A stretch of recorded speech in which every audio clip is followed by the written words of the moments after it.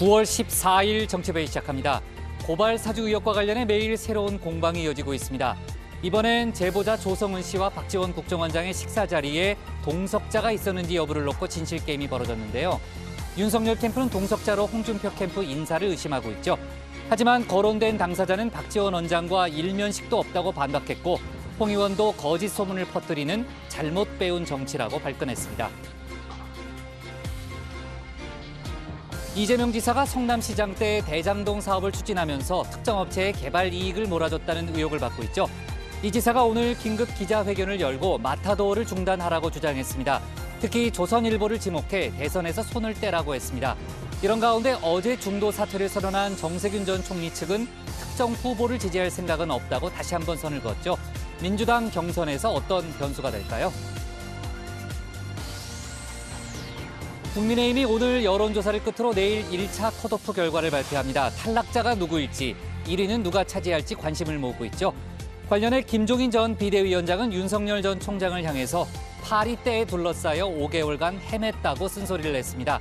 쌍욕보다는 막말이 낫다는 홍준표 의원에게는 유권자 수준을 무시하는 소리라고 지적했습니다. 오늘 준비한 소식 많습니다. 들어가서 본격적으로 정치부의 예문을 열겠습니다.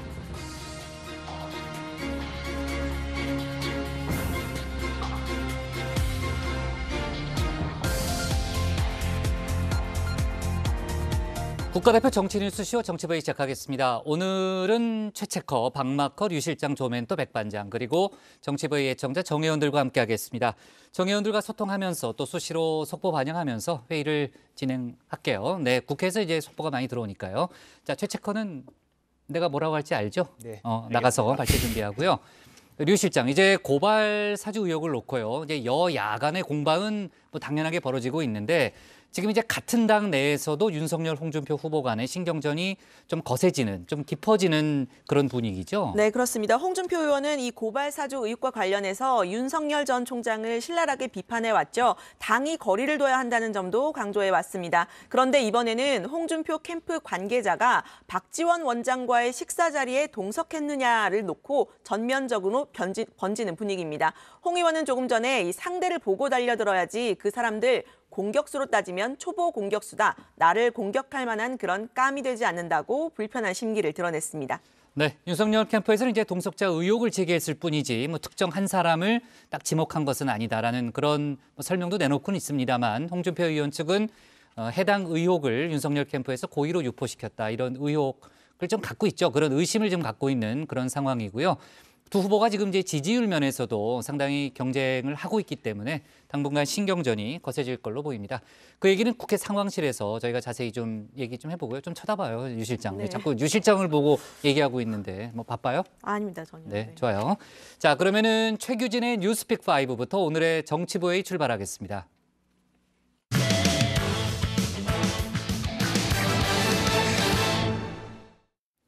한국과 미국 그리고 일본의 북핵 수석 대표들이 일본 도쿄에서 북핵 문제 해결을 위한 협의를 진행했습니다. 북한이 신형 장거리 순항 미사일 발사를 했고 그 이후에 열린 고위급 외교 회담이기 때문에 어떤 해법을 내놓을지 더 주목되고 있죠. 그런가 하면 정의란 무엇인가의 저자로 국내에도 잘 알려진 마이클 샌델 교수가 오늘 민주당 송영길 대표 그리고 국민의힘 이준석 대표와 함께 공정을 주제로 토론회를 가졌습니다. 어떤 내용이 나왔을까요? 관련 소식을 뉴스픽5에서 짚어봅니다. 여러분이 놓치지 말아야 할 중요한 뉴스 소식을 짚어보는 뉴스픽5 최규진 기자입니다.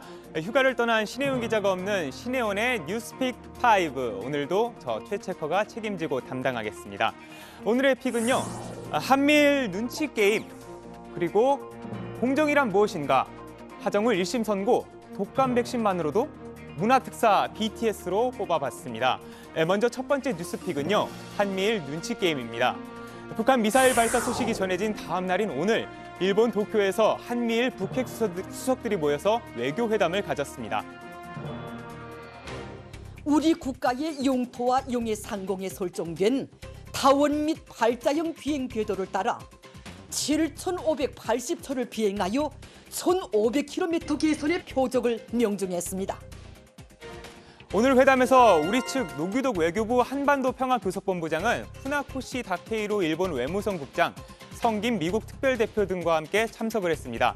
이 자리에서는 북핵 문제 해결을 위한 대화 재개 방안과 북한의 미사일 발사에 관한 대책 등을 논의한 걸로 알려졌습니다. 서로 그 한반도 문제에 관해서 서로의 입장에 대해서 훨씬 더 이해가 깊어졌다고 생각을 합니다. 네, 아주 좋은 협의를 가졌습니다. 북한의 신형 장거리 순항미사일 관련된 논의도 있습니다. 그 문제에 대해서도 의견 교환이 있었습니다. 자, 눈치 게임 1. 먼저 미국의 입장입니다. 오늘 회담에서 미국은 북한에 대해 적대적인 의도를 갖고 있지 않다. 그러면서 발사에 크게 의미를 두지 않겠다고 말했습니다. 미 국방부가 위협적이라고 발표했던 것과는 달리 이 순항미사일 자체는 유엔 안보리 대북 결의에 위반되지 않는 만큼 도발에 일일이 끌려다니지 않고 대응하지 않겠다는 겁니다. 그러면서 일본과 함께 북한 문제 해결을 위해서 한미일 간 협력이 중요하다고 강조했습니다. Recent developments in the DPRK are a reminder of the importance of close communication and cooperation among our countries. 눈치 게임 2. 일본의 입장입니다. 앞서 어제 우리 정부는 일본과의 북핵 수석 대표 협의에서도 이런 관련 논의를 진행했습니다. 그동안 우리 정부는 일본과 정상회담 논의를 중단하면서 일종의 첨예한 관계를 이어가고 있었죠. 다만 외교 무대에서의 실무적인 협상은 지속해야 한다는 방침을 내세운 바 있습니다. 특히 일본의 수출 규제, 과거사 문제, 그리고 후쿠시마 오염수 문제 등 현안이 쌓여 있었습니다. 최근에는요, 후쿠시마 원전수 오염물질에 방사성 물질을 막아주는 설비가 파손됐다. 이런 보도가 나왔습니다. 일본 NHK 등은 후쿠시마 제1원전 오염수를 처리하는 다핵종 제거 설비, 필터 시설 25곳 중에 24곳이 파손돼 있었다. 이렇게 보도를 했습니다. 그런데도 도쿄전력 측은 이 후쿠시마를 담당하는 도쿄전력 측은 주변의 방사선량의 상승은 없다고 주장했습니다. 그러니까 후쿠시마 오염수가 안전하다. 이 일본 정부의 논리를 그대로 따른 겁니다. 中国やら韓国やらが海に放出してるのと同じもの以下ですから水飲んでもなんちゅうことはないそうですから 듣기만 해도 고구마 먹은 것처럼 가슴이 답답합니다. 일본은 한미일 공조 확대와 함께 끊어진 한일 군사정보보호협정, 이른바 지소미아를 복원하기를 바라고 있습니다. 우리가 과연 이 외교 무대 시험대를 어떻게 풀어가야 하는지 더 주목해봐야 할 것 같은데요. 여기서 끝이 아닙니다. 눈치게임 3. G2의 또 다른 축인 중국의 왕이 외교부장이 오늘 우리나라를 찾아 내일 정의용 외교부 장관과 만납니다. 내년 한중 외교 30주년을 앞두고 협력 방안과 베이징 올림픽에 대한 지지 요청을 논의하기 위해서인데요. 그런데 미중 갈등이 커지면서 대미 견제 메시지가 나올 거란 분석도 나옵니다. 우리나라는 중국이 대북 인도적 지원을 통해서 북핵 문제에 일종의 지렛대 역할을 기대하고 있기 때문에 입장이 다소 엇갈릴 수도 있습니다. 세 나라, 어쩌면 네 나라의 눈치 게임 속에 북한의 입장은 뭘까요? 오늘 오후에는 삼국 협의에 이어서 한미 양자 협의도 열렸습니다. 양측은요, 지난달 서울과 워싱턴에서 연이어 만나면서 대북 지원 책에 관해서 논의를 이어갔는데요. 미국은 북한의 무력 도발에도 어쨌든 외교로 풀어야 한다. 기존 입장과 달라진 게 없다고 강조하고 있습니다. 미 백악관도 북측과 조건 없이 언제 어디서든 만날 수 있다며 대답을 요구하고 있습니다. Back on North Korea, are you going to need to engage them diplomatically at some point? Engage, see with DPRK toward our objective of the complete denuclearization of the Korean Peninsula. Our offer remains to meet anywhere, anytime, without preconditions. So that hasn't changed.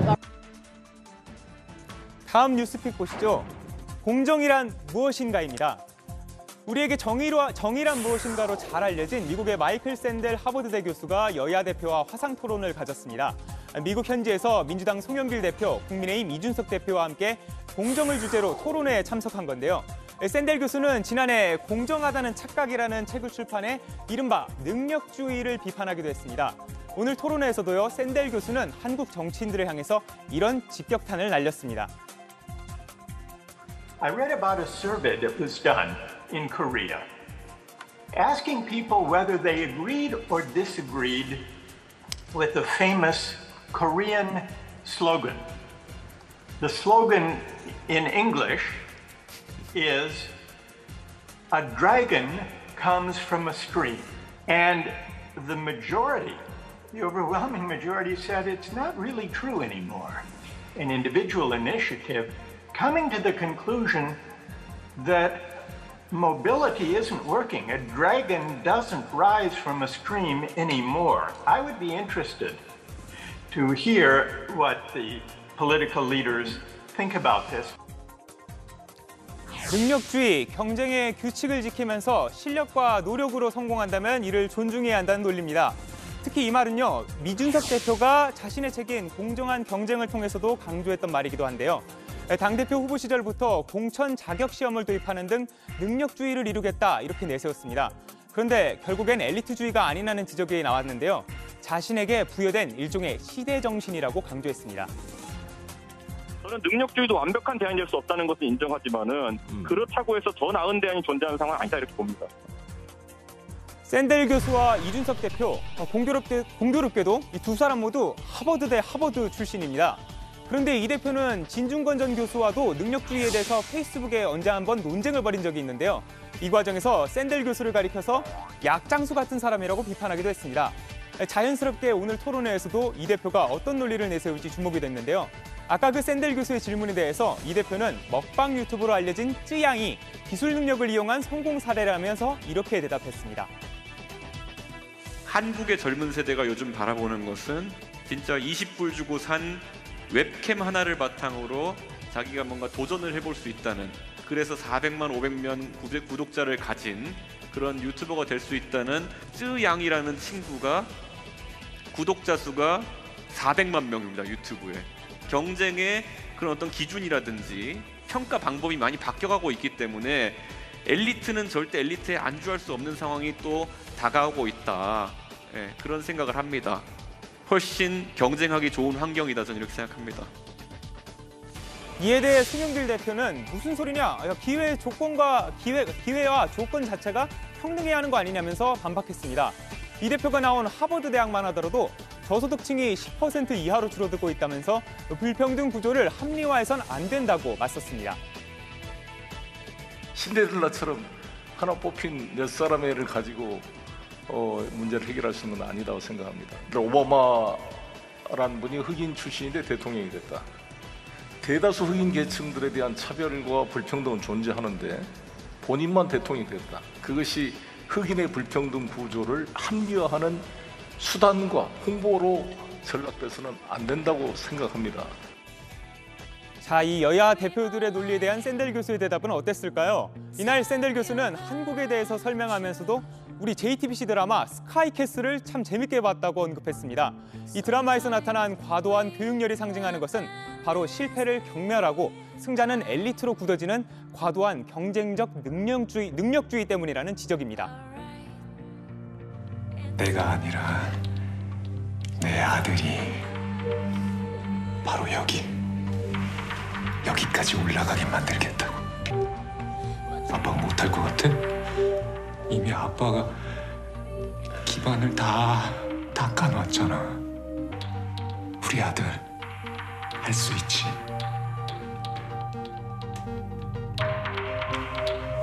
할 수 있어, 없어? 할 수 있어요. 더 크게! 할 수 있어요. 자, 드라마대로 정말 우리는 노력만 하면은 진짜 우리는 뭐든지 할 수 있는 걸까요? 아까 마이클 조던 얘기처럼 샌델 교수는 농구 스타 르브론 제임스를 예로 들었습니다.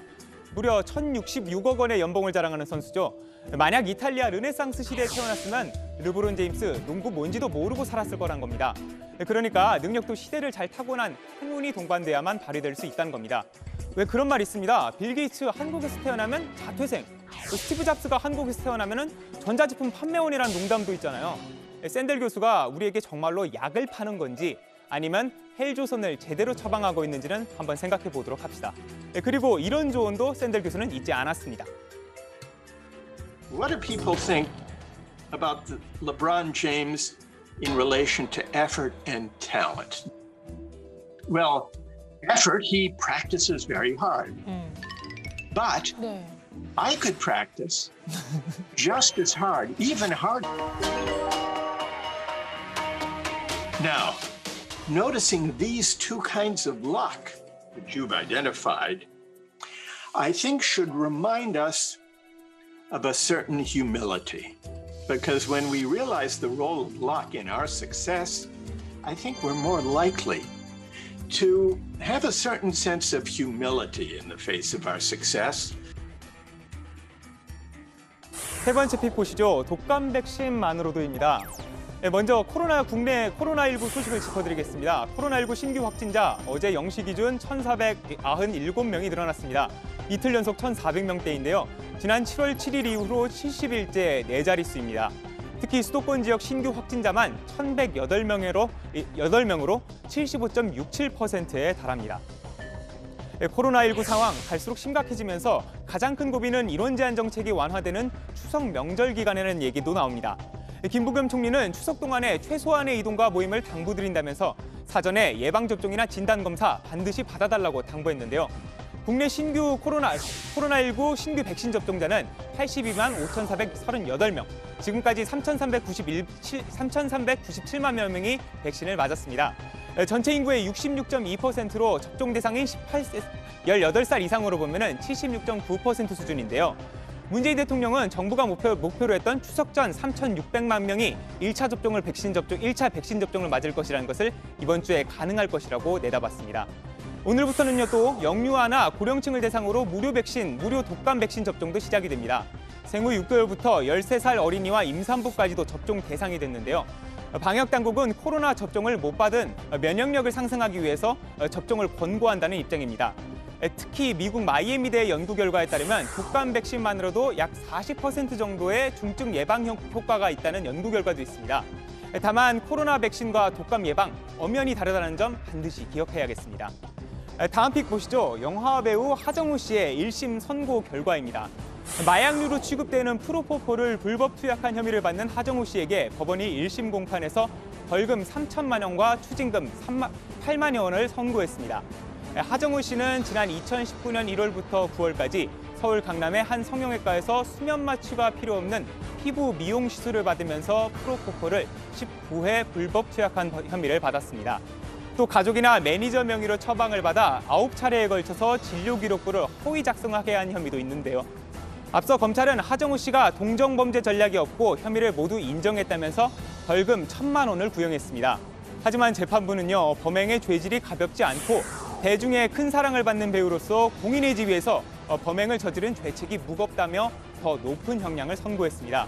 최후 진술에서 하정우 씨는 자신이 얼마나 주의 깊지 못하고 경솔했는지 뼈저리게 후회하고 있다면서 사과했습니다. 특별히 드릴 말씀은 없고요. 겸허히 받아들이고 죄송하다라는 말씀 드리고 싶고요. 앞으로 더 책임을 가지고 건강하게 살도록 노력하겠습니다. 청와대를 찾은 그룹 방탄소년단이 문재인 대통령을 만나 문화특사 임명장을 수여받았습니다. 방탄소년단은 지난 7월 미래세대와 문화를 위한 대통령 특별사절로 임명되면서 정식으로 활동을 시작하게 됐는데요. 방탄소년단은요, 다음 주 제76차 유엔 총회에도 특별사절 자격으로 참석합니다. 오는 20일에는 유엔 총회 관련 부대 행사에 참석해서 연설을 하고 영상으로 퍼포먼스도 선보일 계획인데요. 청와대는 전 세계 미래세대와의 소통을 확대하고 주요 국제 이슈에 대한 미래세대의 공감을 이끌어내는 의미가 있는 계기가 될 것이라고 설명했습니다. 방탄소년단은 지난 2018년과 2020년 두 차례 유엔 총회 부대 행사에 참석해 위로와 희망의 메시지를 전달하기도 했죠. 과연 이번에는 어떤 메시지를 전달할지, 그리고 전 세계인이 보라색으로 물들 수 있을지 한번 바라보겠습니다. Life goes on. Life goes on. Life goes on. Life goes on. Life goes on. Life goes on. Life goes on. Let's live on. 여러분은 오늘 제가 준비한 뉴스 중 어떤 보도를 원픽으로 꼽으셨나요? 자세한 얘기는 들어가서 우리 다 같이 논의해 보도록 하겠습니다. 뉴스체커 최규진이었습니다. 네. 자, 오늘은 이제 외교안보 관련 여러 가지 속보들이 많죠. 북한 미사일 발사 이후에 이제 고위급 외교 회담이 도쿄에서 열렸고요. 또 오늘 저녁에는 중국의 왕이 외교부장이 또 우리나라를 찾습니다. 여러 가지 좀 미국과 중국 사이에서 저희 한반도, 그러니까 우리 한반도 이제 외교전이 이제 본격화되고 있다라는 그런 좀 분석이 나오고 있고요. 일단 그 얘기를 하기 전에요. 이제 국회 상황을 좀 짚어볼게요. 오늘 국회 대정부 질문 이틀 차잖아요. 어떤 내용들이 나왔어요, 박마커? 네, 오늘은 그 외교 통일 안보 분야였습니다. 그 본회의에 참석한 서 국방부 장관 등을 상대로 여야 의원들의 관련 질의가 이어졌는데요. 한미 정보당국이 북한의 미사일 발사를 사전에 탐지했는지 그 여부가 도마 위에 올랐습니다. 앞서 어제 발표까지만 해도 한미 군사당국이 이에 대해 언급하지 않으면서 사전 탐지 실패했던 거 아니냐 이런 야당의 지적이 있었는데요. 이에 대해 서 장관은 특수정보라 구체적인 대답은 하지 못하지만 식별을 했다라고 반박했습니다. 언론에서나 조금 전 야당 의원이 한미 연합자산으로 식별을 못했다고 했는데 식별을 한 것이 정확하죠? 예, 그렇습니다. 그렇지만은 식별을 했으나 이것이 한미 연합 SI 정보이기 때문에 말씀하지 못하는 것 아닙니까? 구체적으로? 예, 그렇습니다. 관련 논란이 좀 일었었는데 일단은 우리가 탐지를 했었다라는 그런 설명이 있었고요. 아무튼 조금 더 대정부 질문 내용을 좀 지켜보도록 하고요. 자, 그리고 이제 야당이 문재인 대통령이 선거 과정에서 간첩의 도움을 받았다. 이런 야당 의원들의 질의가 있었고 관련해서 조금 소동이 있었다고 그러는데 어떻게 된 맥락이에요? 네, 그 발언을 한 사람은 국민의힘 김석기 의원입니다. 지난 8월에 구속된 청주 간첩단 일명 자주통일 충북 동지회 사건을 언급하면서 한 말인데요. 북한 공작원의 지령을 받고 미국 전투기인 F-35A 도입 반대 운동을 벌이는 혐의를 받고 있는 인물들입니다. 김 의원은 이들이 검거 후 간첩이 문재인 대통령이 선거 때 특보로 활동하면서 당선을 도왔다는 진술이 나왔다 이렇게 주장했습니다. 그러자 김부겸 총리는 국가 원수에 대한 표현에 신중해달라면서 사실과 다르다고 반박했는데요. 이 과정에서 민주당 의원들이 고성을 내면서 항의하는 모습이 연출되기도 했습니다. 문재인 대통령의 당선을 그 간첩들이 도왔다는 겁니다. 대통령이 간첩의 도움을 받아서 대통령이 된 겁니다. 의원님, 그래서 의원님, 제가 답변할 시간을 주셔도 되지 않겠습니까? 간첩의 도움을 받은 게 사실인데 그러면 국민에게 죄송하다고 한다든지 뭐 해명이 있는 게 정상 아니겠습니까? 적어도 그리고 국가 원수에 관한 부분들은 의원님 표현이나 이런 부분들에서 조금 신중을 기해 주셨으면 좋겠습니다. 자, 그리고요. 조금 전 나온 속보인데 문재인 대통령이 최재현 전 감사원장의 후임이죠. 지금 이제 공석으로 있었는데 감사원장 후임 인사를 단행했죠. 노멘토. 네, 그렇습니다. 공교롭게도 최재형 전 감사원장과 이름이 좀 비슷한데요. 감사원장에 지명된 최재해 후보자는 1960년생으로 동국대학교 사범대 부속고등학교를 나왔고요. 성균관대 행정학과를 졸업했습니다. 이후 감사원 기획관리실장과 제1사무차장 그리고 감사위원을 거쳤는데요. 청와대는 최 후보자에 대해서 핵심 보직을 거친 감사 전문가다 이렇게 소개를 했습니다. 네, 코로나 소식도 조금 더 이어서 살펴보겠습니다. 어제 뉴스픽에서 최채커가 언급했던 내용이죠. 서울 마포구에서 코로나로 경영난을 호소하다가 숨진 그런 자영업자 소식이었는데 이 뉴스를 접한 시민들의 추모 발길이 이어지고 있다는 거죠. 네, 그렇습니다. 지난 7일 서울 마포구의 한 원룸에서 숨진 채 발견된 57살의 자영업자 A씨의 소식이 가게 앞에 알려지면서 가게 앞에 추모 행렬이 이어졌습니다. 가게 앞에는 꽃다발과 함께 천국 가서 돈 걱정 없이 사세요 같은 애도의 쪽지가 남겨져 있어서 안타까움을 더했는데요. 이 온라인 공간에도 대책이 나오지 않으면 비극이 계속될 것이다 이런 글들이 올라왔습니다. 이번 추석 명절을 앞두고 그 자영업자들은 어려움을 계속 호소를 하고 있습니다. 송파구 가락시장에서도 명절 대목을 기다리던 시장 상인들의 안타까운 소식이 들어왔는데요. 이곳에선 지난 2일 첫 확진자가 나온 이후 123명이 집단 감염된 것으로 나타났는데 벌써 현재 1,300여 명이 검사 결과를 기다리고 있어서 감염 규모가 더 커질 수도 있다는 우려가 나오고 있습니다. 손님을 맞아야 할 시장 상인들은 그야말로 지푸라기라도 잡고 싶은 심정이라고 말하고 있는데요.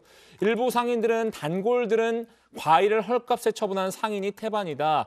과일이 썩지만 않아도 다행이다라면서 망연자실한 모습을 보였습니다.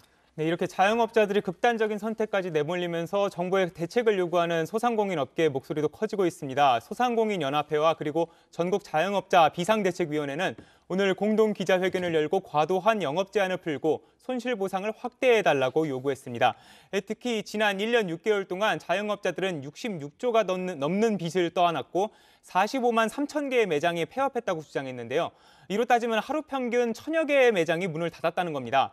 이들은 죽음까지 내몰리는 소상공인 그리고 자영업자들의 극한 비극이 더 이상 반복되지 않도록 책임 있는 대책 마련을 촉구한다고 밝혔습니다. 네, 자 이건 이제 외신 소식인데요. 트럼프 전 미국 대통령이 대선 재도전 의지를 다시 한번 명확하게 했다는 거죠. 네, 그렇습니다. 트럼프 전 미국 대통령이 현지 시각 13일 미국 폭스뉴스와 인터뷰에서 한 말입니다. 오늘 2024년 미국 차기 대선에 다시 출마하겠느냐라는 질문에 트럼프 전 대통령은 미국은 선택의 여지가 없는 지경에 이르렀다라고 답을 했습니다. 이 과정에서 최근 미국의 아프가니스탄 철군 과정에 생긴 혼란을 언급하면서 바이든 행정부를 강하게 비난하기도 했는데요.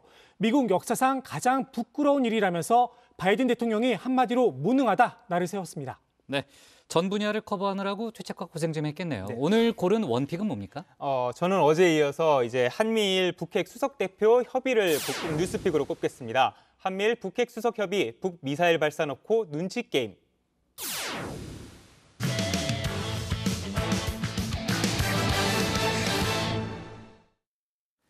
윤석열 캠프가 고발 사주 의혹과 관련해서 공수처에 제보자 등을 고발했죠. 고발한 3명 중 1명은 성명 불상자입니다. 사실상 홍준표 캠프의 인사가 지목됐는데 해당 인사가 적극적으로 실명을 드러내며 부인했습니다. 홍준표 의원은 참 잘못 배운 정치 행태라면서 정정당당하게 대응하라고 맹공을 폈는데 관련 내용을 국회 상황실에서 짚어보겠습니다. 그건 뭐 여러분도 다 아시잖아요. 저는 저에 대한 정치 공작을 함께 상의하고 논의했다는 얘기 아닙니까? 네, 윤석열 전 검찰총장 고발 사주 의혹에 대해서 이 제보자인 조성은 전 미래통합당 선대위 부위원장과 박지원 국정원장의 관계를 들어서 박지원 게이트라고 공격을 하고 있죠. 박 원장뿐 아니라 이 장관과 검찰총장 등을 모두 교체하라 이렇게 주장하기도 했습니다. 여권 전반으로 전선을 넓히고 있는 건데요. 법무부 장관 박범계, 행안부 장관 전해철, 김호수 검찰총장, 김진욱 공수처장 이들을 즉각 사퇴시키고 중립적 인사로 교체하여야 합니다. 한편으로는 국민의힘 내부도 겨냥했습니다. 이 조성은 박지원이 두 사람과 함께 성명불상 1인을 공수처에 고발을 한 겁니다. 이 성명불상자, 조 전 부위원장과 박 원장의 식사 자리에 국민의힘 캠프 소속 인사가 동석했다는 의혹을 제기한 건데요. 저도 당과 캠프에서 들었는데 그 자리에 동석자가 있다고 합니다. 그리고 그걸 거의 확인한 사람들도 있다고 하고 그래서 여러 가지 방법을 사용을 하면은 동석자의 신원이 특정되지 않겠냐 해서. 네, 이 동석자로 지목된 사람은 홍준표 캠프의 이필형 조직 1본부장입니다. 윤석열 전 총장 측이 홍 의원을 겨냥한 셈인데요. 이 본부장은 국정원 출신이고 또 최근에 이 홍도야 잘 있느냐라는 홍 의원 관련 책을 내기도 했습니다. 이 본부장은 윤석열 캠프의 주장에 속아 웃을 얘기다 이렇게 직접 반박을 했는데요. 박 원장과는 일면식도 없고 조 전 부위원장은 연락처도 없는 사이다라고 한 겁니다. 동석 여부가 논란이 되면서 이 조 전 부위원장은 이름조차 들어본 적 없다라고 했고요. 박 원장도 모르는 사람이라고 부인을 했는데요. 박지원 원장 말인데 모 후보 측에서 박지원, 이필영, 조성은이 모의를 했다고 하는 전화가 많이 오는데 그날 8월 11일은 분명히 2명이 만났고 이필영은 나는 알지도 못한다 이렇게 말했습니다. 네, 윤 전 총장 측이 홍 의원을 겨냥한 이유, 고발 사주 의혹 제기를 기점으로 해서 홍 의원의 지지율이 오르고 있기 때문일까요? 대선 후보로 누가 가장 적합하냐를 물은 조사에서 홍준표 의원이 윤석열 전 검찰총장을 앞선 겁니다.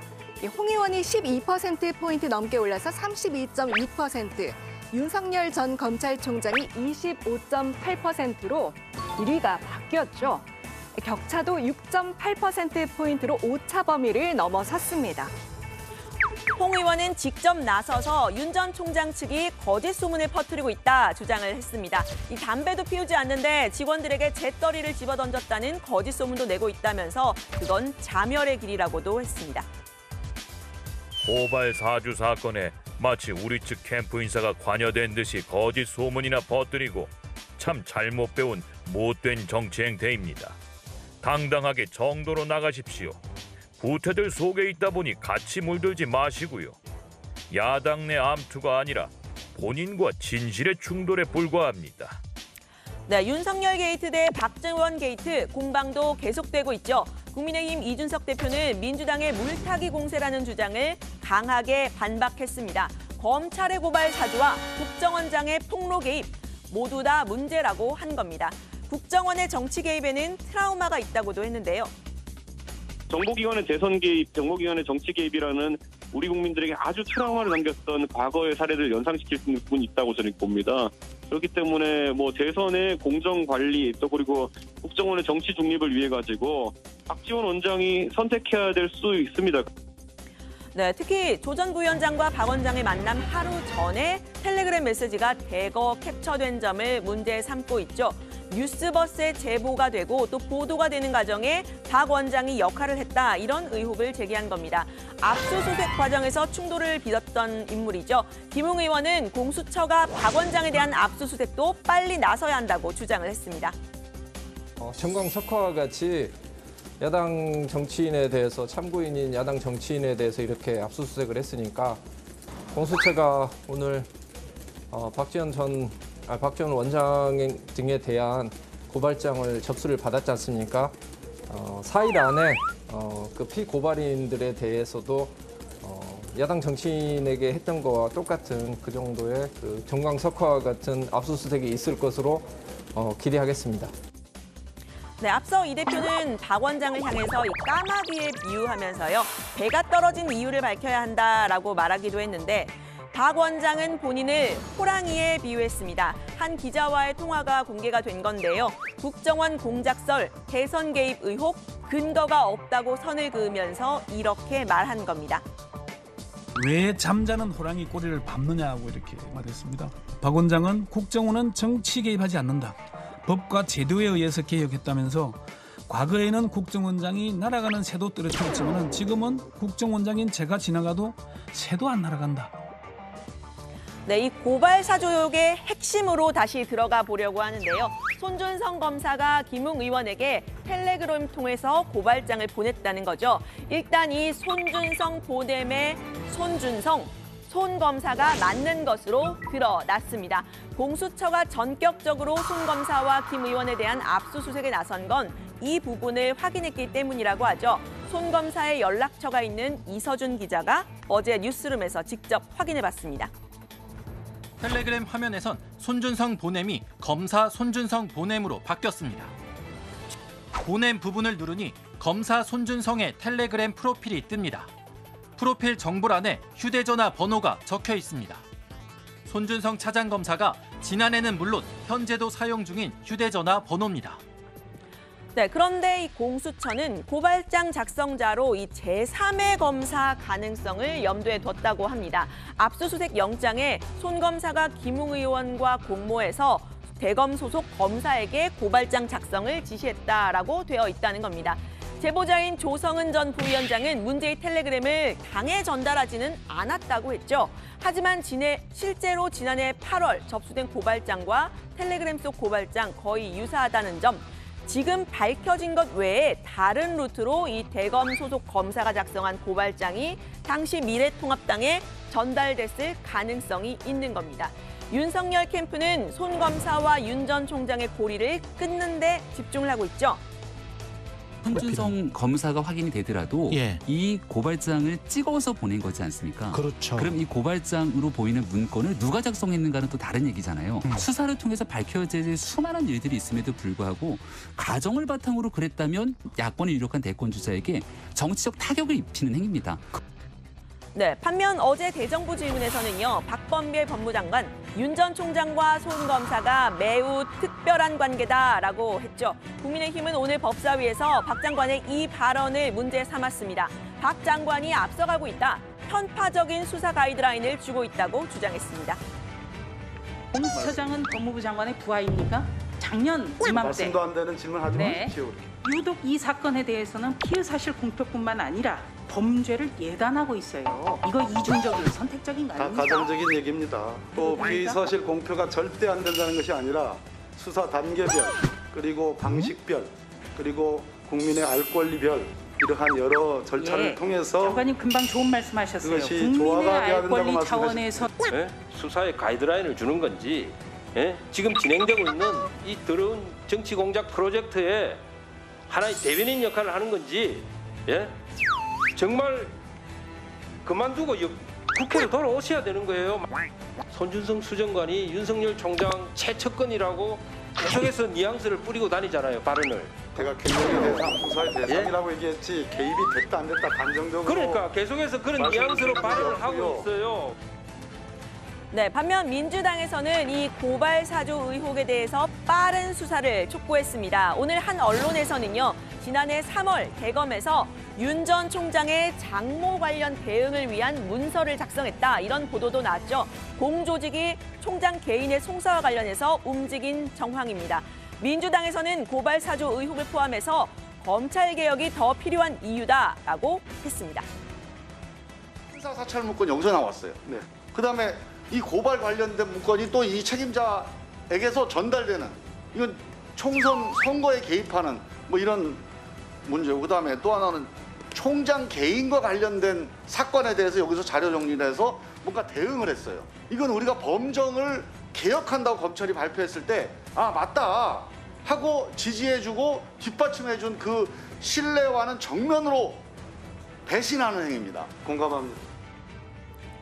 네, 윤석열 전 총장은 고발 사주 의혹이 세상에 알려진 과정을 놓고 박지원 국정원장과 홍준표 의원을 모두 겨냥하고 있는데요. 메시지를 비판할 수 없으니 메신저를 공격하고 있다, 이런 지적이 정치권에서 나왔습니다.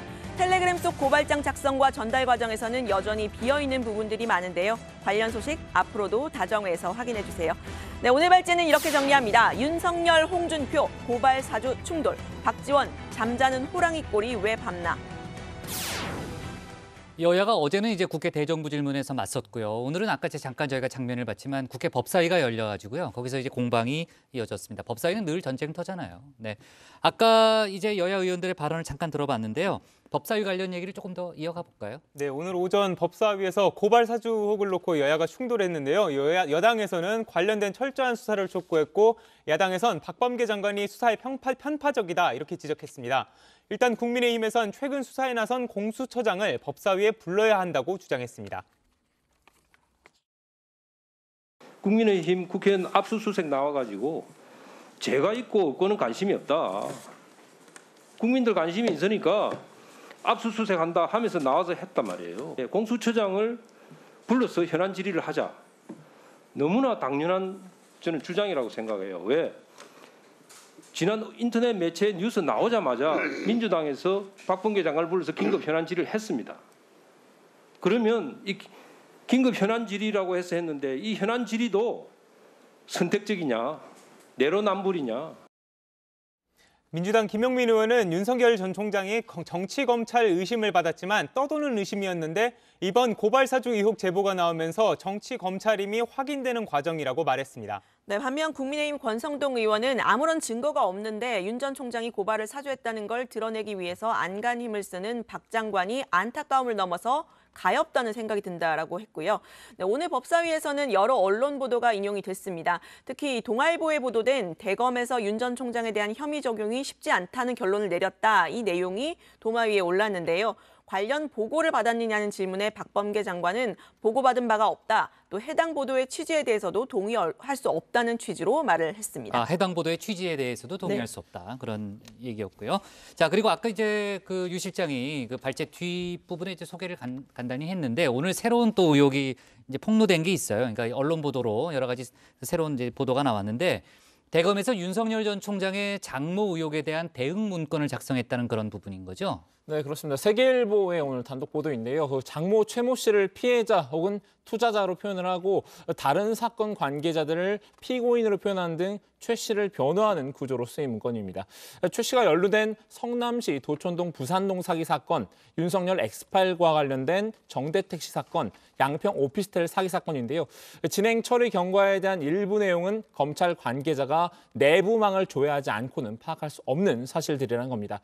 보도가 만약에 사실이라면 검찰총장의 가족을 위해 검찰 조직이 움직인 정황이 포착이 된 겁니다.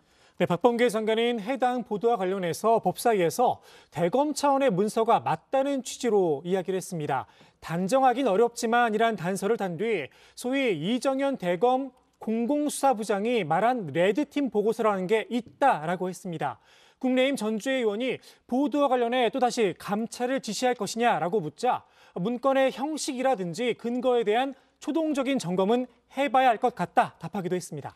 네, 윤석열 캠프에서도 입장을 냈는데요. 검찰 소관부서에서 언론이나 국회 대응을 위해서 기초적인 사실관계를 정리한 것으로 보이고 검찰총장에게 개별 보고할 필요가 없는 통상 업무다라고 했습니다. 장모 최 씨 측 변호인은 더 많은 정보를 가지고 있었고 그렇기 때문에 이 변호인도 이 문서를 참고하지 않았다고 했는데요. 윤 전 총장도 해당 문건을 보고받은 사실이 없고 누가 어떤 경위로 이 문건을 작성한 것인지 알지 못한다고 했습니다. 네. 자, 지금 이제 고발 사주 의혹과 관련해서는 공수처가 강제 수사에 들어간 상태이기 때문에 여러 가지 의혹을 아마 종합적으로 볼 것 같고요. 지금 이제 윤석열 전 총장 측에서는 공수처의 중립성 자체를 의심하고 있는 거죠? 네, 그렇습니다. 공수처가 일단 지나치게 신속하게 시민단체 고발 나흘 만에 수사에 나선 점을 문제 삼았습니다. 여기에 더해서 공수처에 배당된 검사도 실명으로 비판했는데요. 윤석열 캠프의 김병민 대변인은 사건을 담당한 김숙정 검사는 민주당 의원실에 보좌관을 지냈고 패스트트랙 관련 여당 인사들의 변호를 맡았던 인사들이 포진해 있다 이렇게 비판했습니다. 오해를 받을 수 있는 문제를 공수처가 스스로 야기하고 있다고도 했습니다. 네. 지금 이제 국민의힘 쪽에서는 이른바 박지원 게이트 프레임을 좀 키우고 있잖아요. 그러니까 박지원 원장이 뉴스버스 보도에 일정 부분 역할을 했다는 그런 의심을 하고 있는 거죠? 네, 그렇습니다. 조 부위원장이 박 원장과 만나기 전날에 텔레그램 파일을 대량으로 캡처를 했다는 건데요. 제보와 보도 과정에서 박 원장이 모종의 역할을 했을 거란 추측입니다. 8월 10일 날, 즉 박지원 국정원장을 만나기 전날 110개 가량의 106개인지 뭐 110개인지 가량의 파일을 다운로드를 받아요. 그리고 다음 날 박지원 원장을 만나요. 그리고 그 다음 날도 또 일부를 더 다운로드를 받거든요. 그리고 그 이후에 뉴스버스에 넘어가요. 그러면 이게 뭐겠어요? 이 뉴스버스에 파일을 적응해서 보도하게 만드는 데는 박지원 국정원장의 역할이 가장 크다는 거죠. 국민의힘에선 조 전 부위원장의 뉴스버스 제보와 관련해 여러 가지 제보들이 들어오고 있다 이렇게 이야기를 했는데요. 유 실장이 발제해서 전했던 박 원장과의 식사 자리에 홍준표 캠프 인사가 동석을 했다. 이 내용도 제보로 들어왔다고 합니다. 조 전 부위원장과 박 원장 모두 부인을 하고 있죠. 그 외에도 고발 사주 의혹 관련 제보가 민주당 대선 주자 캠프에 전달이 됐다는 내용도 있다 이렇게 이야기를 했습니다. 조성은 씨가 그 뉴스버스에다가 공개한 그 정보들이 그 이전에 뉴스버스 이전에 이재명 지사 캠프에도 전달이 됐었다.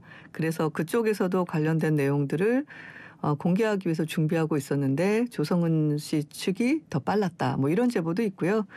그리고 실제로 여러 차례 박 원장이랑 만나서 관련된 내용을 또 의논했었다.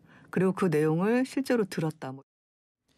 지금 이제 여권에서는 윤석열 전 총장에 대한 공세를 강화하면서 또 한편으로는 박지원 게이트에 대해서는 분명하게 선을 긋고 있죠. 네, 그렇습니다. 정치 원로로 통하는 이 유인태 전 국회 사무총장은 박지원 배후설을 언급하는 건 과한 정쟁화다 비판을 했는데요. 국민의힘이 대응을 좀 잘못하고 있다. 스윙보트의 표를 잡기 어려운 방식으로 대응하고 있다 지적을 했습니다. 국민의힘에서는 이 박 원장에 대해서도 공수처에 고발을 한 상태죠. 민주당에서는 수사를 하기가 어려운 사안이라고 이야기를 했는데요. 들어보시죠. 두 사람의 만남 자체가 예를 들어서 무엇을 공모를 한다든지 그것이 범죄 사실로 연결이 되는 것이 아니지 않습니까? 설사 그거를 그렇게 가정한다 하더라도 이미 발생한 국정농단 사건에 대해서 예를 들어 조성은 씨가 이 부분에 대해서 조언을 구했다 하더라도 그것이 범죄 사실은 아니지 않습니까? 네, 오늘 발제 이렇게 정리하겠습니다. 윤석열, 홍준표 고발 사주 충돌, 박지원 잠자는 호랑이 꼴이 왜 밤나로 제목을 잡겠습니다.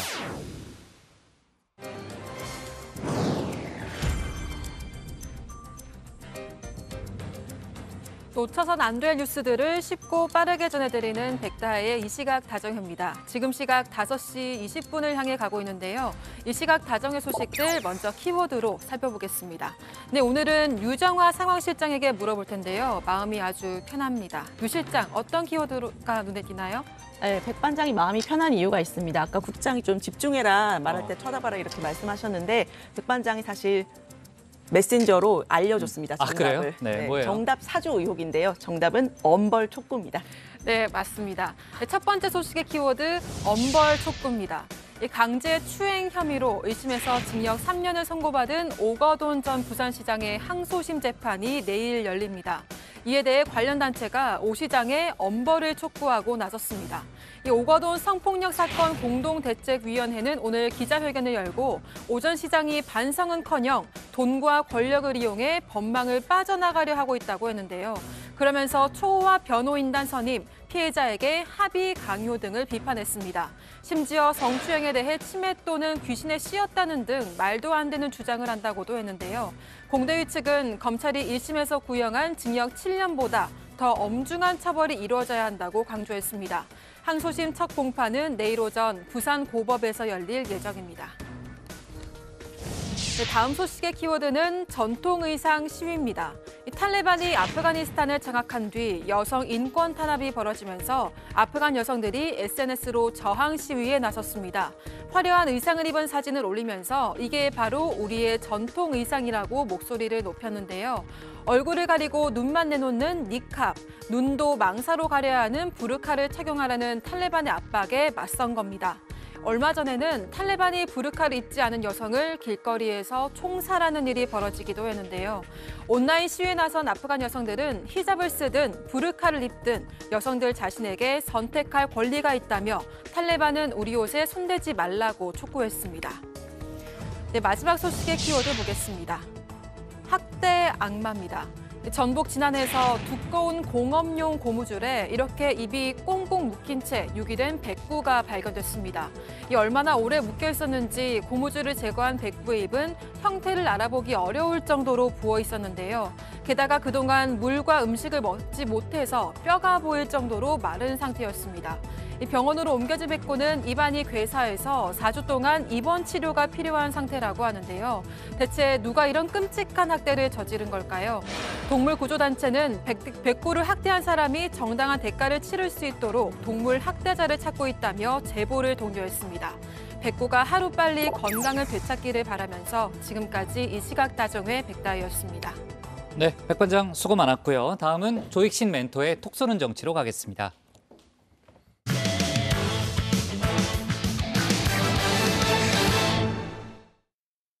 여야 대선 소식 차례로 짚어보겠습니다. 이른바 호남 대전을 앞두고 정세균 전 총리가 민주당 대선 경선에서 전격 하차를 했죠. 어제 저희가 속보로 다뤘던 내용입니다. 이재명, 이낙연 두 주자는 정 전 총리 측에게 잇따라 러브콜을 보내며 이른바 정심 잡기에 공을 들였습니다. 이런 가운데 이 지사는 최근 불거진 대장동 의혹과 관련해서 오늘 반박 기자회견을 열기도 했죠. 관련 내용을 조익신 멘토가 정리했습니다.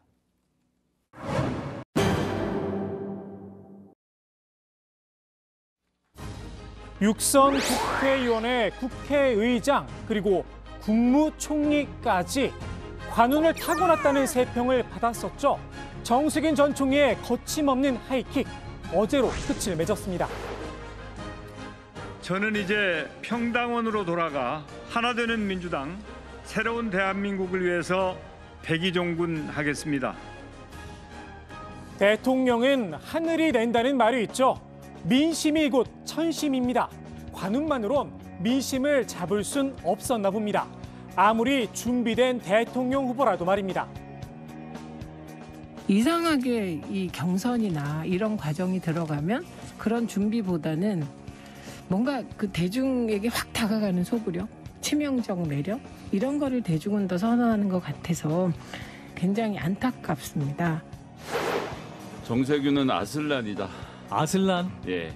네. 아슬란 아세요? 저기 뭡니까? 사자 아니야? 예, 그러니까 이렇다고 이런 게 문제죠. 현대 자동차의 그랜저의 윗급에 있는 예, 최고급 세단입니다. 예, 그런데 차가 그랜저보다 좋은 차인데요. 예. 아무도 몰라요. 안타깝게도 신이 전 전 총리에게 인싸력만은 주지 않은 모양입니다. 3.15 경선을 시작했던 정 전 총리, 추미애 전 법무부 장관에게 브론즈 크로스를 허용하더니 1차 슈퍼위크를 거치며 격차가 더 벌어졌죠. 누적 득표율 4.27%. 조금 아쉬운 득표이지만 대선 경선의 변수가 되긴 충분한 숫자입니다. 더욱이 정 전 총리는 자타가 공인하는 전북의 맹주로 통합니다. 아슬란 정 전 총리의 사퇴, 민주당 경선 구도의 주요 변수가 될 수밖에 없는데요. 당장 선거인단 20만 명이 걸린 호남 대전을 앞두고 있죠. 이재명 경기지사의 아슬한 과반, 결선 투표 여부가 호남 표심에 달려있다는 분석이 나옵니다. 슈퍼위크에 64만 명이 투표한 결과는 이제 51.4%인가 이렇게 아주 아슬아슬한 과반을 했기 때문에 그 호남 지역은 우리 이낙연 후보님의 어쨌든 연고지이고 또 뭐 지지율도 사실 그쪽 지역이 높게 나오고 하시니까 호남 그 경선에서 한 40%대 30% 뭐 이렇게 4대3 정도로 만약에 뭐가 조정이 되면 그러면 상당히 결선 투표 가능성이 높아질 거다. 정 전 총리가 특정 주자의 손을 들어주지 않을까 관심이 쏠리는데요. 일단은 중립기어를 넣었습니다. 호남 경선 직전은 아니지만 전에 호텔 하신 건데 이게 나를 이낙연 전 대표에 대한 배려다 이런 시각도 있는데 어떻게 생각하십니까? 저의 결정은 민주당과 새로운 대한민국을 위해서 한 결정입니다. 지금 국면에서 특정한 후보를 지지하거나 뭐 성원해 주는 것은 그건 아니다 이렇게 분명히 말씀드리겠습니다. 정세균 캠프 30명이 넘는 의원들이 참여한 메머드급이죠. 캠프 소속 의원들의 행보도 궁금한데요. 일단은 다른 캠프로 가는 인사는 없을 거다. 선을 긋는 모습입니다.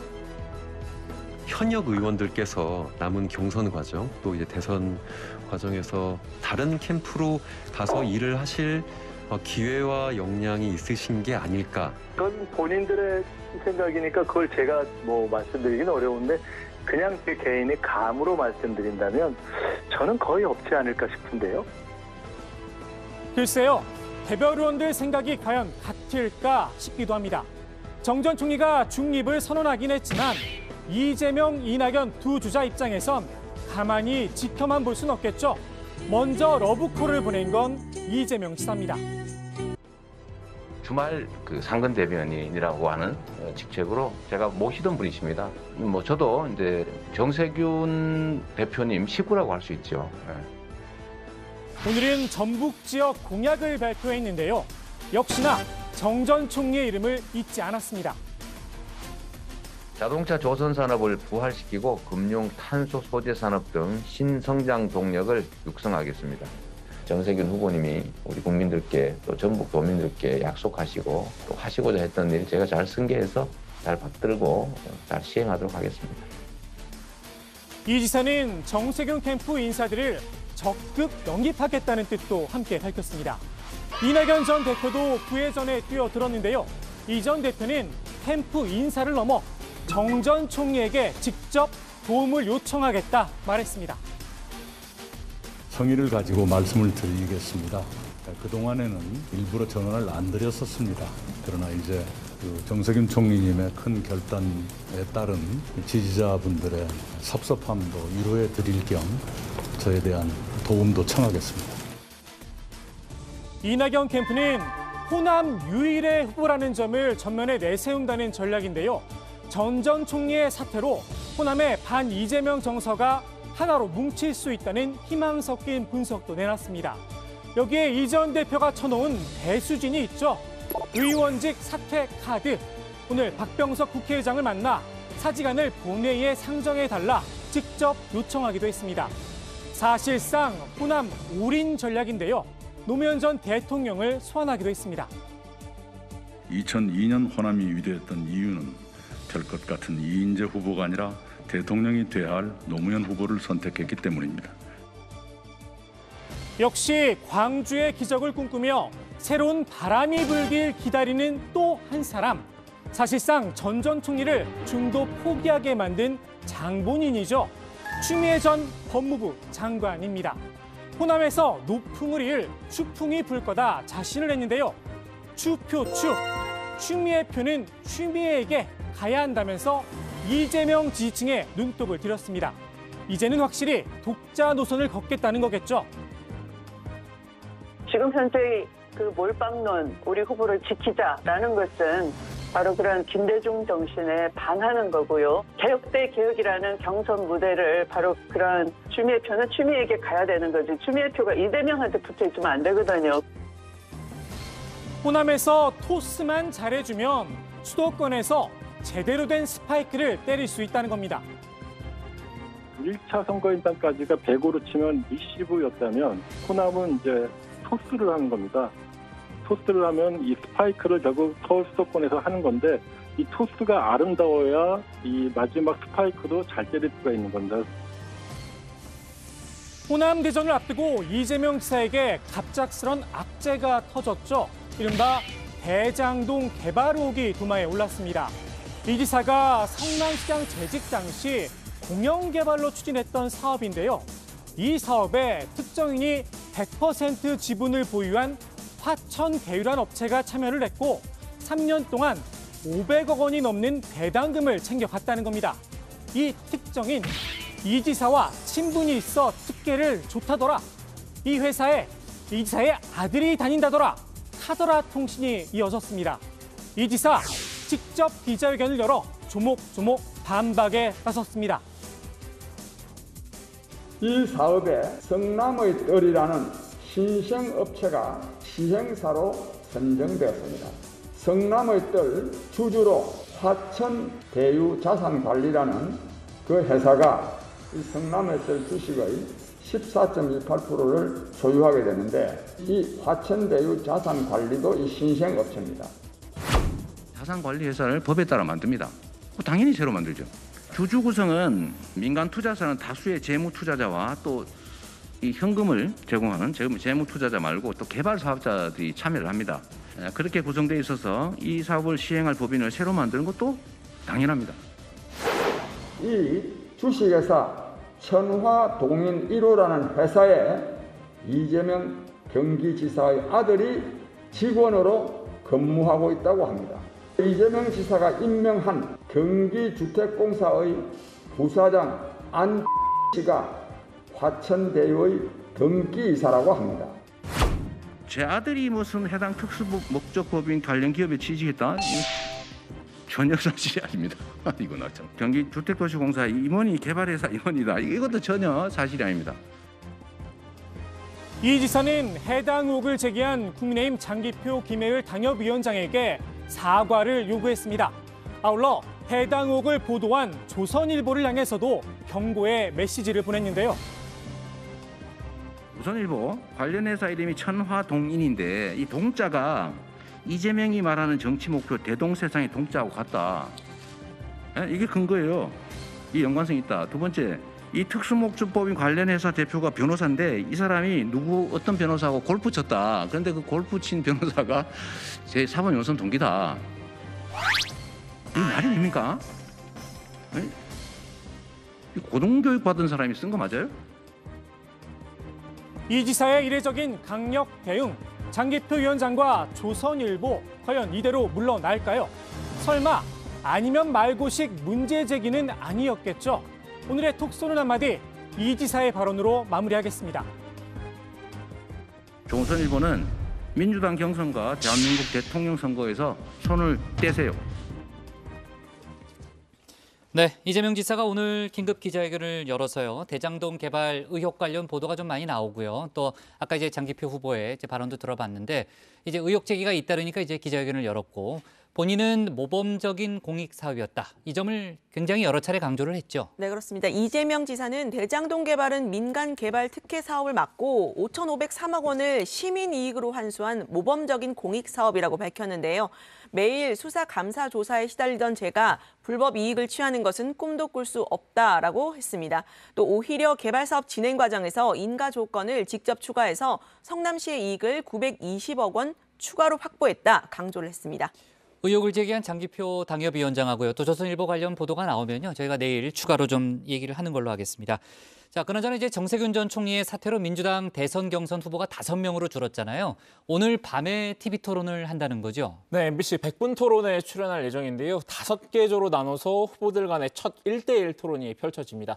현재 빅2로 치열한 경쟁을 벌이고 있죠. 이재명 지사와 이낙연 전 대표가 맞붙을 예정인데요. 두 사람의 1대1 토론은 이번이 처음입니다. 네, 그동안 이제 토론은 유 실장이 거의 독점하다시피 해서 취재를 해왔지만요. 지금 이제 고발 사주 의혹 관련 속보를 챙겨야 되니까 내일은 조멘토가 챙기는 걸로 하고요. 자, 오늘 밤이죠. 오늘 밤에 이제 조멘토가 챙기는 걸로 하고 오늘 토론에 앞서서요. 이재명 지사와 이낙연 전 대표가 기본소득 문제를 놓고 일단 신경전을 벌였다는 거죠, 최측거. 네, 그렇습니다. 이낙연 전 대표 최근 기본소득 저격수를 자처하고 있는데요. 제주대 이상희 교수를 캠프에 영입했습니다. 오늘 관련 설명을 하면서 기본소득은 철회돼야 맞다. 본선에 가기 전에 철회되길 바란다. 이렇게 말을 했습니다.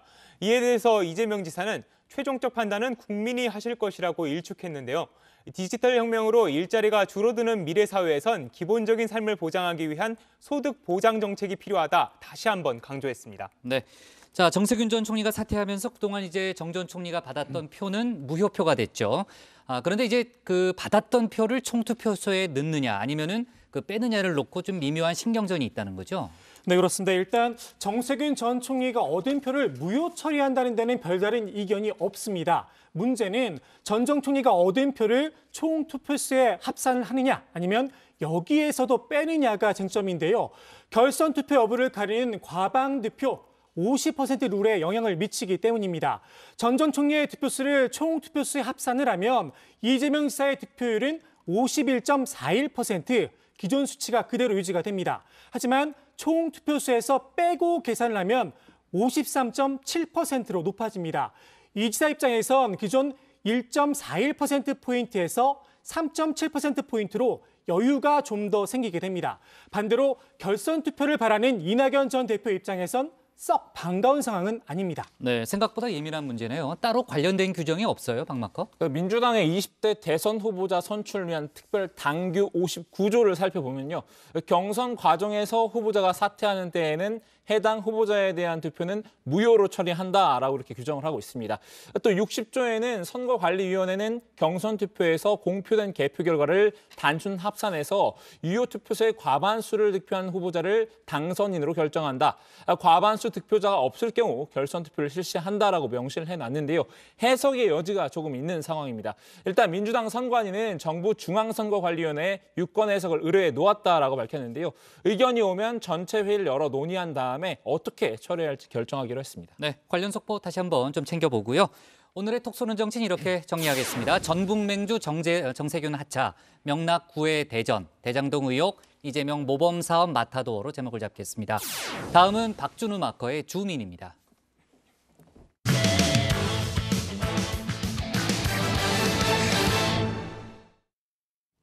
김종인 전 국민의힘 비대위원장이 국민의힘 후보들을 향해서 쓴소리를 뱉었습니다. 특히 윤석열 전 총장을 향해서는 파리떼에 둘러싸여서 5개월간 헤맸다고 야박한 평가를 내놨죠. 박준우 마커가 주민에서 관련 소식 짚어봅니다. 각 대선 후보들마다 캠프라는 조직이 있죠. 후보를 당선시키기 위한 일종의 전략 TF 조직이라고 보면 되는데요. 오늘 주민은 오늘의 인물들을 중심으로 직접 캠프를 한번 꾸려볼까 합니다. 4명으로 구성된 소규모 조직인데요. 특보 3명과 수석 1명입니다. 특보 3명은 국민의힘 대선 주자들인데요. 홍준표 의원, 최재형 전 감사원장, 그리고 윤석열 전 검찰총장입니다. 제가 임의로 특보직의 이름을 붙여봤는데요. 직위명은 좀 이따 한 명씩 순차적으로 공개하겠습니다. 그리고 나머지 1명은 수석인데 유승민 전 의원 캠프에만 있는 독특한 직책 이름을 따왔습니다. SNS를 활동들을 하시면서 이렇게 조금씩 실수하실 부분들이 있습니다. 제가 그런 것에 관해서 지적하고 또 이러이러한 방향으로 갔으면 좋겠다라고 대표님께 또 직접 말씀도 드리는. 네, 바로 수석 쓴소리꾼입니다. 주민 캠프의 1일 수석 쓴소리꾼은 여의도 짜르라는 별명을 가진 김종인 전 위원장이 맡아주기로 하셨는데요. 오늘 이렇게 4분 모시고 주민 1일 캠프 출발할 텐데요. 먼저 공격 전담 특보를 맡고 있는 홍준표 의원부터 줌인해 보겠습니다. 박정희 대통령께서 구미공단을 조성하고 포항제철을 만든 그 후속 작품으로 TK 50년 먹거리 창출을 위해서 공단 근처에 공항공단을 만들도록 하겠습니다. 대구 신공항을 박정희 공항으로 이름 짓고. 홍준표 의원 어제 대구를 찾아서 TK 비전 발표회를 열었죠. 전국 순회 일정의 마지막 방문지를 대구로 정한 건데요.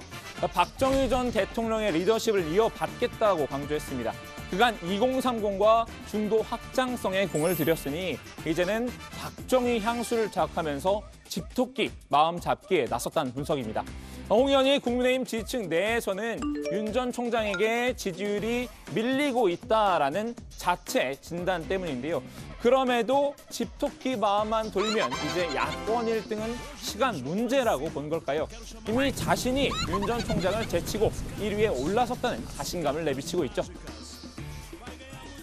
추석 전후보다 한 2주일 앞서서 골든 크로스가 되는 바람에 이 행사가 더욱 빛이 난다, 그런 생각을 합니다. 이제 경쟁 상대는 더 이상 윤 전 총장이 아니라 여권 1위인 이재명 경기지사인 모양입니다. 지금 이재명 후보가 기본소득제 주장하고 있는 걸 보면서 참 이러다가 베네수엘라로 갈 수밖에 없겠다. 그래서 제가 이재명 후보를 경기도 차별해서 하고 있습니다. 오늘 기자협회 주간 토론회에서 한 말인데요. 요즘 들어서 부쩍 이 지사를 공격하는 빈도가 늘어났습니다. 쌍욕 프레임을 하고 막말 프레임하고 붙자. 그러면 누가 쌍욕하는 사람을 대통령으로 뽑을 수 있겠습니까? 아무리 그래도 대통령이 성질하면 막말할 수는 있겠다. 그런데 쌍욕하는 그거는 대통령이 돼서 안 되죠. 쌍욕하는 이재명보다 막말하는 홍준표가 낫다는 말인데요. 여기서 수석 쓴소리꾼이 제동을 걸었습니다. 그런 얘기를 한다는 거는 유권자를 무시하는 소리지. 대한민국의 유권자처럼 교육 수준이 높은 유권자가 전 세계에 없어요. 그 옛날에 사로잡혀가지고서 네거티브 성적하고 어디 그냥 기회나 포착해서 내가 좀 득을 보지 않을까 하는 이런 어리석은 생각을 하지 말고. 사실 김 전 위원장의 쓴소리는 상대를 가리지 않는 걸로 유명하죠. 비단 홍 의원만 비판한 건 아닌데요. 보란 듯이 모두 따기를 시전했습니다. 당으로 해서 나는 이 문제를 어떻게 자신 있게 처리하겠다는 이런 비전을 제시하는 사람이 없다고 나는 지금 보고 있어요. 저게 내가 보기에는 베스트는 없는 것 같고 철색한 베스트도 잘 안 보여요. 누구 하나 마음에 드는 사람이 없다는 말이죠. 현재의 문제를 진단하고 해결책을 제시한 사람이 아무도 없다라는 지적인데요. 바로 이런 모습 때문일까요? 제가 준비된 답변이 없어서 여기서 제가 구체적인 답변을 드릴 만큼 충분한 생각을 가지고 있지 않아서 어디다가 어떻게 지어서 어떻게 설득을 하실 수 있는지 그런 계획이 전혀 없이 그냥 SM을 짓겠다라고 하면 끝입니까? 그게? 그 부분에 대해서는 제가 좀 더 구체적으로 검토한 후에 말씀드리겠습니다. 지난번 출마 선언하셨을 때 사실 답변을 등재 못하셔서 준비가 안 됐다 지적을 많이 받으셨어요. 근데 오늘은 그래도 좀 답변을 더 잘하시지만 지금도 못하시는 게 있는데 주민 캠프에서 1일 품위 전략 특보를 맡은 최재형 전 감사원장입니다. 최 전 원장 출마 선언에서 알맹이가 없다는 지적을 받은 이후에 최근 여러 공약을 발표해 왔는데요. 그럼에도 정치 초보라서 그런지 준비가 덜 된 것 같다라는 문매를 여전히 맡고 있습니다. 이런 약점을 커버할 수 있는 최 전 원장의 최대 강점 중 하나, 바로 품위였는데요. 어제 그 품위마저 훼손될 뻔한 일이 있었습니다. 최 전 원장 캠프의 이규양 언론특보가 쓴 논평이 도마 위에 오른 겁니다. 애초 글의 주요 타깃은 홍준표 의원이었는데요. 윤 전 총장의 고발 사주 의혹과 관련해서 박지원 국정원장 배우설이 제기됐죠. 원팀인 홍 의원이 애써 이를 외면한다고 비판하는 내용이었습니다. 그런데 이 글에 유승민 전 의원까지 끌어들인 게 화근이었습니다. 유승민 후보가 정권을 빼앗긴 데 앞장선 배신 행위였다면 홍 후보의 이 같은 행보는 정권 교체에 대한 배신 행위라고 말이죠. 유 전 의원은 저열한 글이다라며 즉각 반발했고 결국 최 전 원장은 고개를 숙였습니다. 부산 방문 중 언론특보 논평에 홍준표, 유승민 후보에 대한 매우 부적절한 표현이 사용되었습니다. 본 논평은 저의 뜻과 다릅니다. 두 후보는 물론 품격 있는 정치를 기대하고 계신 국민 여러분께 사과드립니다. 해당 건에 대해서는 엄중 조치하겠습니다. 최 전 원장, 이번 일을 계기로 캠프를 재정비해야겠다는 생각이 든 걸까요? 수석 쓴소리꾼은 최 전 원장이 뭔가 깨달은 것 같다고 평가했습니다. 최재형 감사원장은 최근에 와서 이제 터득을 한 것 같아. 내가 이 기존에 국민의힘 사람들 가지고는 아무것도 안 되겠구나 하는 이런 생각을 갖다 하는 것 같고, 자기 캠프에 대한 변화를 갖다가 치러오지 않을 수 없을 거예요. 자, 다음으로 마지막 특보는 위기 대응 특보입니다. 윤석열 전 검찰총장인데요. 김 전 위원장은 윤 전 총장 역시 캠프 정비가 필요하다고 봤습니다. 김 전 위원장, 윤 전 총장 등판 전에 이런 예측을 했던 적이 있었죠. 이제 저런 사람이 하나 나타나면은 파리가 많이 모이게 돼 있어요. 그 파리를 어떻게 잘 자기가 골라서 치울 걸 치우고 받을 거 바르고, 그거를 어떻게 앞으로 능수고개 잘하냐에 따라서 성공 여부가 달려있다고 봐요. 주변에 파리가 많이 꼬일 테니까 잘 걸러야 한다는 주문이었는데요. 결국 자신의 우려가 현실이 됐다고 했습니다. 그러니까 지금 보면 캠프에 들어와 있는 사람들이 15년 전에 설치된 사람들이 다 들어와 있어요. 그러니까 일반 국민이 보면 저게 무슨 새로운 사람이냐 말이야. 그런 얘기를 할 수밖에 없는 거지. 결국은 그 파리 때에 둘러싸여가지고 지난 한 5개월 동안을 갖다가 거기서 지금 헤매온 것이 지금 윤석열 총장의 오늘날 현주소가 아닌가 이렇게 봐요. 수석 쓴소리꾼은 위기 대응 특보의 전략도 문제 삼았는데요. 이른바 피해 호소 전략입니다.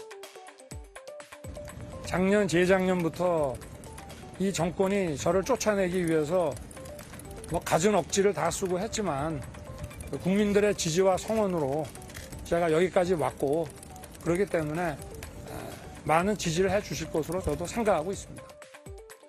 윤 전 총장 자신이 이번 정권이 낳은 최대 피해자란 말을 반복하고 있는데요. 김 전 위원장은 이런 발언이 계속 과거에 갇혀있는 느낌을 줄 수 있다고 본 듯합니다. 과거에 대한 이야기는 피로감만 야기할 뿐 이제는 미래지향적인 모습을 보여야 한다는 건데요.